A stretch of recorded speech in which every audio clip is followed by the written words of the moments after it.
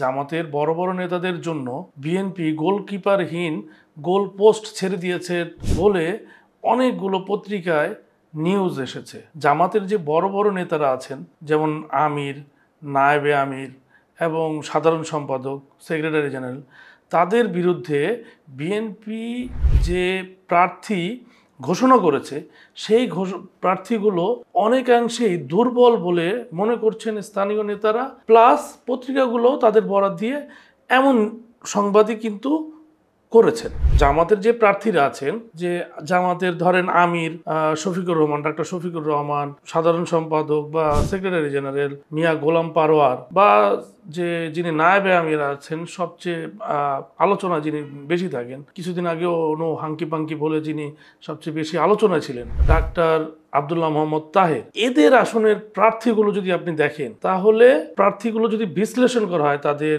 অবস্থান, তাহলে দেখা যাবে যে তারা আসলেই হয়তোবা কিছুটা দুর্বল। যেমন ঢাকায় শফিকুর রহমান 2টি আসনে নির্বাচন করবেন বলে অনেকে ধারণা করেন, কিন্তু তিনি জোরে সোরে ঢাকার একটি আসনে নির্বাচন করার জন্য জোর প্রচারণা চালাচ্ছেন, যেটা হচ্ছে ঢাকার কাফরুল এবং মিরপুরের একটি অংশ নিয়ে ঢাকা 15 আসন। এই আসনে বিএনপি যাকে প্রার্থী করেছেন শফিকুল ইসলাম খান মিল্টন, তিনি এই আসনে প্রার্থী না। এই আসনে প্রার্থী করার কথা ছিল, বা এতদিন যাকে সবাই চিনত এই আসনের স্থানীয় নেতাকর্মীরা, তিনি হচ্ছেন মামুন হাসান, এবং এইখানে প্রার্থী করা হয়েছে শফিকুল ইসলাম খান মিল্টনকে, যিনি কাফরুল এবং মিরপুরের যেই ঢাকা 15 আসন, এই আসনের বাসিন্দাই না। তিনি আরেকটি আসন, মিরপুরের আরও একটি আসন, পার্শ্ববর্তী একটি আসন ঢাকা 16 পল্লবীর বাসিন্দা, তাকে এই আসনে প্রার্থী করা হলো। তাহলে এখানে যিনি প্রার্থী ছিলেন মামুন হাসান, তিনি এই এলাকার বাসিন্দা এবং দীর্ঘদিন যাবৎ তিনি এই আসনের জন্য কাজ করে যাচ্ছিলেন, এবং তিনি 2018 সালেও মনোনয়ন পান। তখন বিএনপি সমঝোতায় তাদের জোটসঙ্গী জামাতকে এই আসনটি ছেড়ে দেয়।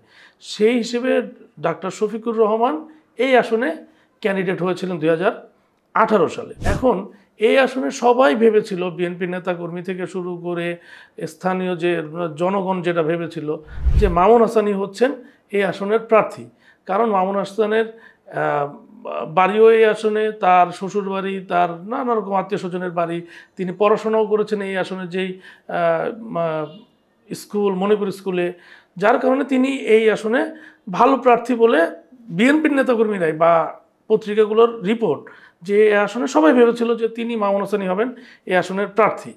কিন্তু তা না করে যখন শফিকুল ইসলাম মিল্টনকে প্রার্থী করা হলো, তখন অনেকে ভেবে নিয়েছেন যে তাহলে এখানে হয়তো বা কিছুটা বিএনপি ছাড় দিতে চাচ্ছে তাদের প্রাক্তন জোটসঙ্গী জামাতকে। ঠিক একইভাবে যদি আপনি খুলনা 5 আসন দেখেন, যেটা মিয়া গোলাম পারোয়ার 2001 সালে যেখান থেকে এমপি হয়েছিলেন বিএনপি জামাতের জোটের থেকে প্রার্থী হয়ে, 2018 সালে তিনি সেখানে প্রার্থী হয়েছিলেন, কিন্তু সেখানে কোনো স্থানীয় প্রার্থীকে প্রার্থী না করে বিএনপি যেটা করলো, 2001 সালে যিনি শহর নিয়ে যে গঠিত যে আসন খুলনার, সেটা হচ্ছে খুলনা 2 আসন, সেই আসনের যে তৎকালীন যে এমপি ছিল তাকে কনভার্ট করে, তাকে চেঞ্জ করে ওই আসনে খুলনা 5 আসনে পাঠানো হলো। তিনি হচ্ছেন আলী আসগর লবি। তিনি একসময়, আমি যদি ভুল না করি, তিনি বিসিবির চেয়ারম্যানও ছিল, ক্রিকেট বোর্ডের। এই আলী আসগর লবি সে সময় তার বিরুদ্ধে নানা রকমের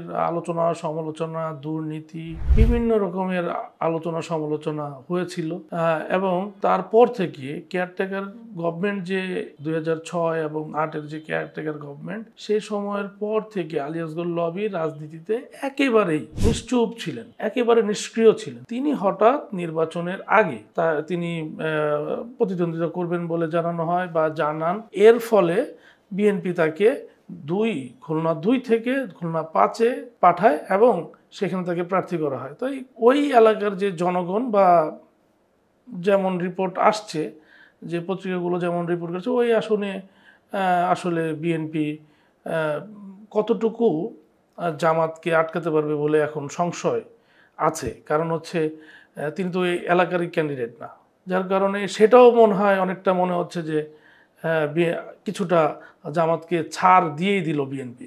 একইভাবে যদি কুমিল্লা 11 আসন দেখেন, যেটা 14 গ্রাম, ডাক্তার আব্দুল্লাহ মোহাম্মদ তাহের নায়েবে আমির জামাতের, সেই আসনেও যাকে ক্যান্ডিডেট করা হয়েছে, সেই আসনের নেতাকর্মীরাও মনে করছেন যে তাদের প্রার্থী যদি বদল না করা হয় তাহলে হয়তোবা এই আসনটিও বিএনপি হারাবে। কারণ সেই আসনে যাকে প্রার্থী করা হয়েছে উপজেলা বিএনপির সভাপতি কামরুল হুদাকে অনেকেই মনে করেন যে তার চেয়ে ভালো প্রার্থী ছিল।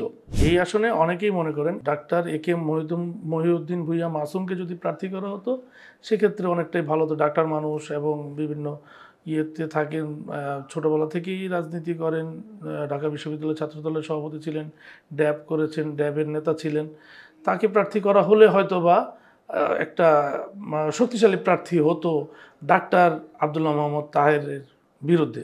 সেখানেও তা না করে যখন কামরুল ভূঁইয়াকে প্রার্থী করা হয়েছে, অনেকে মনে করেন যে সেটা আসলে একটু দুর্বল হয়ে গেছে, সেই ক্ষেত্রে জামাতের নায়েবে আমিরের জিততে কিছুটা সুবিধা হবে। এইরকমভাবে আরও একটি আসন কক্সবাজার 2, সেই আসনেও জামাতের একজন বড় নেতা হামিদুর রহমান আজাদ, তার বিরুদ্ধে আসলে প্রার্থী এখনও ঘোষণা করা হয়নি সেই আসনটিতে।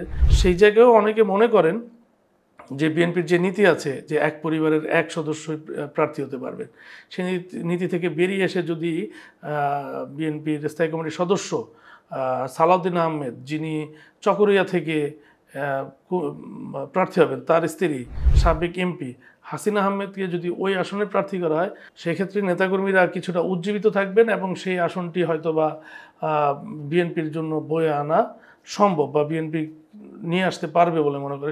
এছাড়া যদি অন্য কাউকে প্রার্থী করা হয় সেটাও আসলে দুর্বল প্রার্থী হয়ে যাবে বলে অনেকেই মনে করেন। আমি যে কথাগুলো বলছি এই কথাটা আসলে আমি পত্রিকার রিপোর্টগুলোর, বিভিন্ন পত্রিকার রিপোর্টের উপরেই, প্রতিবেদনের উপরেই ভিত্তি করেই বলছি। এখন ধরেন অনেকেই আমার উপরে রেগেও যেতে পারেন যে আমি কেন এই কথাগুলো বলছি। যেসব প্রার্থীদের নাম ঘোষণা করা হয়েছে বিএনপির পক্ষ থেকে, তাদের নেতাকর্মীরা হয়তো আমার প্রতি রেগেও যেতে পারেন যে আসলে আমি এটা কেন বলছি। আমি বলছি যে বিএনপির লস হচ্ছে সেই জায়গা থেকে। একটা ইকুয়েশন আমি দেখালাম, এটা আসলে সত্য হতে পারে, মিথ্যাও হতে পারে, কিন্তু এতে আসলে আমার কোনো লাভ বা ক্ষতি নেই। আমি আসলে বিভিন্ন পত্রিকার রিপোর্টের অনুযায়ী আমি মনে করেছি যে এটা আসলে বলা দরকার আমার, সেই জায়গা থেকেই আমার এই কথাগুলো বলা। এবং বিএনপির হাই কমান্ডে যারা আছেন তারা হয়তো বা ভেবেও দেখতে পারেন, কারণ দিন শেষে তারাও চাইবেন যে বেশিরভাগ আসনে তারা জিতে যেতে। সেই জায়গা থেকে তারাও চিন্তা করতে পারে, জামাতের হাইকমান্ডও চিন্তা করতে পারেন যে আসলে কি করা যায় না করা যায়, কীভাবে তারা দুই দলই জিততে চাইবেন, যে কতটা বেশি আসন তারা নিয়ে আসতে পারেন। সেই জায়গা থেকে আমার এই আলোচনা অনেকের ভালো লাগতে পারে, অনেকের নাও লাগতে পারে। সবাই ভালো থাকবেন, দেয়ালিকার সাথে থাকবেন, বিশ্লেষণ শুনবেন।